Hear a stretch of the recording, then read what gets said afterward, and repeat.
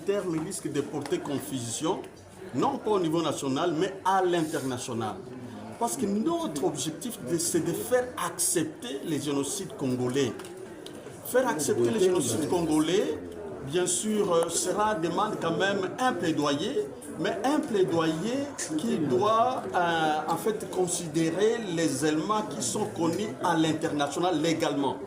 Tu vois, les génocides, c'est un mot nouveau que nous avons créé bien sûr au niveau du Congo, mais il n'y a pas qu'au Congo, il y a des génocides, il y a beaucoup de génocides. Il y a les génocides arméniens, il y a eu les génocides israéliens, il y a eu les génocides rwandais, ainsi de suite. Mais on n'explique pas directement ce qu'il y a là-dedans. Et donc, le mot génocide, c'est explicatif. Et pour moi, il ne devrait pas prendre le devant.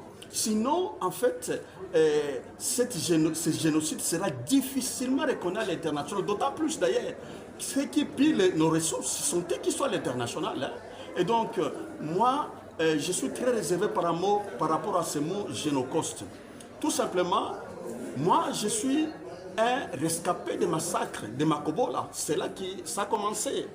Et le but les RCD, ça c'était à l'époque du RCT, c'était pour occuper des terres. Même chose au niveau des Kassika. On a intérêt les femmes vivantes, ainsi de suite. C'était pour occuper les terres. Bien sûr, il est vrai que celui qui occupe les terres, il les exploite après. Et partout en Arménie, c'était la même chose. C'était pour occuper les terres. Bon, chez nous, au Rwanda, c'était la même chose. C'était pour occuper les terres. Hein. Et donc, vous allez, bien sûr, en Israël, c'était la même chose. Mais ils n'ont pas donné une autre appellation. Cette appellation-là de génocide risque de nous bloquer par la suite. Donc à l'international, les génocides congolais sera difficilement accepté parce que le mot est d'abord nouveau, il tombe dans la soupe comme ça. Et donc c'est assez difficile. Moi, j'aurais voulu qu'on parle tout simplement du génocide congolais. Et puis, qu'est-ce qui explique le génocide congolais? Bien sûr, il y a les occupations des terres, bien sûr, il y a le pillage des ressources, et ainsi de suite, ainsi de suite.